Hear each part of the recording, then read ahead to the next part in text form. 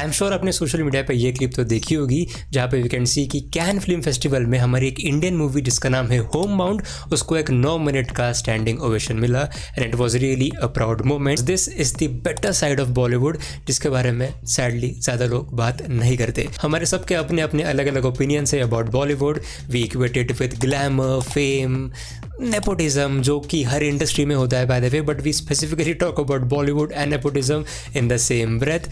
लेकिन इस बार हम बात करेंगे about the richer side of Bollywood, about the side of Bollywood which should be celebrated. और हाँ, बाय द वे, इस मूवी के एग्जीक्यूटिव प्रोड्यूसर मार्टिन स्कॉर्सेसी भी है।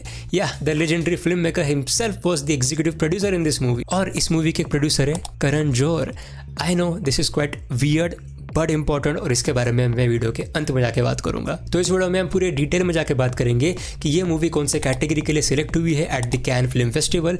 उसके बाद इस मूवी के बारे में ऑफकोर्स बात करेंगे, लेकिन स्पेसिफिकली मैं इसके राइटर डायरेक्टर नीरज घेवान के बारे में बात करना चाहता हूँ, क्योंकि इफ यू डोंट नो, इन्होंने ही मसान मूवी भी बनाई थी और एग्जैक्टली 10 साल पहले ये इसी कैन फिल्म फेस्टिवल में गए थे for the same category of award. So let's start with talking about the category of this award. अब कैन फिल्म फेस्टिवल में काफी सारे कैटेगरीज होते हैं, जिसमें अनसर्टेन रिगार्ड नाम से एक कैटेगरी आती है जिसमें 20 फिल्म्स पार्टिसिपेट करते हैं। The selection presents 20 films with unusual styles and non traditional stories seeking international recognition. So here I want to highlight unusual styles and non traditional stories. अब ये डेफिनेटली इससे ये साबित होता है कि जो भी मूवीज इसमें पार्टिसिपेट करते हैं वो थोड़े से अलग फ्लेवर के होते हैं, अलग नेचर के होते हैं, काफी नॉन ट्रेडिशनल स्टाइल्स के होते हैं। और अगर आप मसान मूवी का एग्जाम्पल ले लो तो वो भी काफी अलग मूवी थी। एंड डेफिनेटली ये जो दूसरी मूवी है होम बाउंड, ये भी काफी रूटेड लेवल, ग्राउंड लेवल से रूटेड एक कहानी होने वाली है, जिसके बारे में ऑफकोर्स आगे जाके बात करेंगे। और बस ऐसे ही बता दे रहा हूँ कि सेम कैटेगरी में एक मूवी है जिसे स्कारलेट जोहानसन ने डायरेक्ट किया है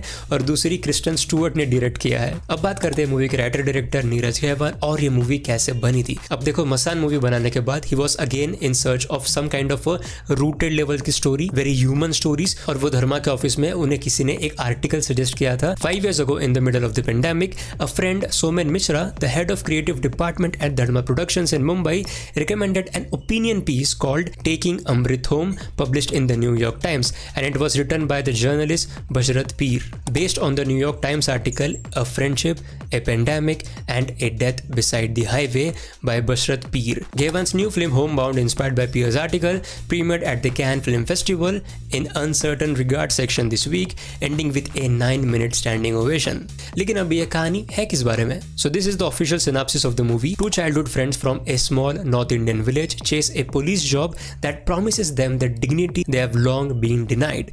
But as they inch closer to their dream, mounting depression threatens the bond that holds them together. इस मूवी में 3 कैरेक्टर्स है। एक है ईशान खट्टर का, जो एक मुस्लिम कैरेक्टर है, फिर विशाल जेठवा जो एक दलित कैरेक्टर है, और जानवी कपूर का भी कैरेक्टर है, वो मे भी किसी का लव इंटरेस्ट हो सकता है। और डायरेक्टर नीरज घेवान ने यह भी बताया कि जब उन्होंने इस मूवी की कहानी दोनों एक्टर्स को बताई थी तब उन्हें वो डीप विलेजेस में लेके गए थे, वहाँ पे उन्हें रहने को बोला था और वहाँ पे उन्होंने उसकी कहानी सुनाई थी। The boys here, what we did was we did an immersion exercise.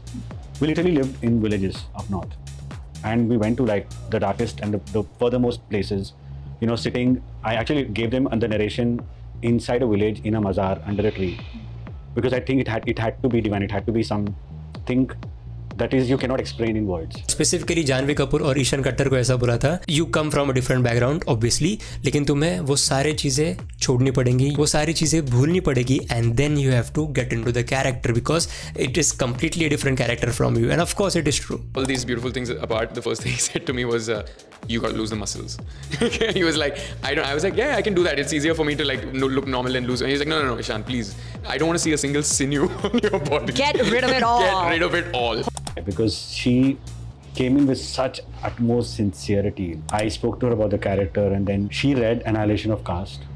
She deep dove into that. She went into a rabbit hole of trying to understand the nuances of the marginalized identities and spoke to me for at length. And I said, you have to pick up from lived experiences. No matter what we do. अब बात करते हैं Martin Scorsese की और वो कैसे इस movie में ज्वाइन हुए, because he plays a very important part in this movie as well, क्योंकि मूवी के स्क्रीन प्ले और एडिटिंग दोनों चीज़ों में मार्टिन स्कॉर्सेसी ने काफ़ी हेल्प करी नीरज घेवान की। इवन स्क्रिप्ट में उन्होंने जो एक्सपोजिशन है, एक्सपोजिशन को कैसा कम किया जा सकता है, शॉर्ट एंड प्रिसाइज कर सकते हैं, ऑन पॉइंट कर सकते हैं, उसके बारे में उन्होंने काफ़ी हेल्प करी, एंड इवन एडिटिंग में भी सेम चीज़ों में उन्होंने हेल्प करी. Because he started out on the script and he said, because he advised me to shave off a lot of the exposition. Those points were really bang on because it helped me like pave the screenplay. We actually went with a very big screenplay, and also during editing, like he had such wonderful things to talk about how to make it shorter, make it to the point. And in fact, this is the first time Martin Scorsese has stepped in to support a contemporary Indian film. Until now, he has only backed restored classical Indian films. लेकिन वो आए कैसे इसके साथ? तो इस movie के एक को-प्रोड्यूसर है, फ्रेंच को-प्रोड्यूसर जिसका नाम है ये, आई एम सॉरी मैं उनका नाम नहीं बोल पा रहा हूँ, लेकिन इन्होंने मार्टिन स्कॉर्सेसे को ये मूवी दिखाई थी और मार्टिन स्कॉर्सेसे ने पहले से ही मसान मूवी भी देख के रखी थी, तो he knew about Neeraj Ghaywan and the potential this guy has. लेकिन वहाँ पे उनके बात बनी नहीं कोलैबोरेशन की, लेकिन यहाँ पे डेफिनेटली उन्होंने कोलैबोरेट किया. I have seen Neeraj first film Masan in 2015 and I loved it. So when Melita, sorry जो भी उनका नाम है, sent me the project of his second film Homebound, I was curious, Scorsese said in a last month statement. So as I said at the start of the video कि video के and में जाके हम बात करेंगे about Dharma Productions and Karan Johar producing this movie. But I'm like, sometimes I feel like we at Dharma don't get enough credit because yes, you might track because I'm like negativity tracks also, right? So Naranya will get trolled, but like I don't read one article about us being at Cannes. अब देखो, मुझे पता है कि करण जौहर और धर्मा productions जब भी हम नाम साथ में सुनते हैं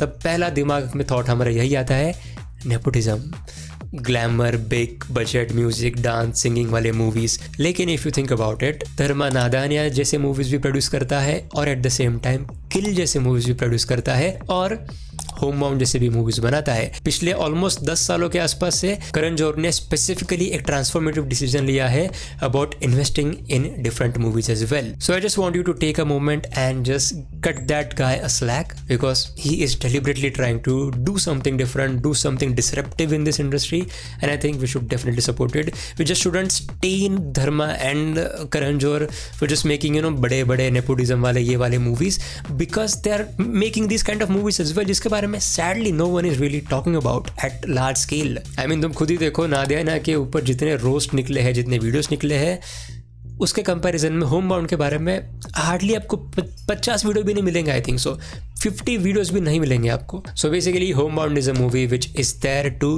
represent India at the international level and I am sure आगे जितने भी सारे इस साल के फिल्म फेस्टिवल्स होंगे वहाँ पे इस मूवी को डेफिनेटली कुछ और रिकग्निशन भी मिलेगा. And I am obviously very excited to watch this movie. कब आएगी पता नहीं, कितने थिएटर्स में आएगी पता नहीं, but with Dharma on board I am hoping कि इसको बड़ी वाइड रिलीज मिले और इस मूवी को और भी ज़्यादा बज मिले because the content looks promising. इतना बड़ा स्टैंडिंग ओवेशन मिला है तो definitely the content would be amazing, also the performance as well. So I'm excited for this. Please share this video as much as you can. जितने भी सारे hater वाले लोग हैं बॉलीवुड के and Karan Johar, Dharma, you know what I mean, तो उनको definitely ये वीडियो भेजना because this is important for Indian cinema. Thank you so much for watching.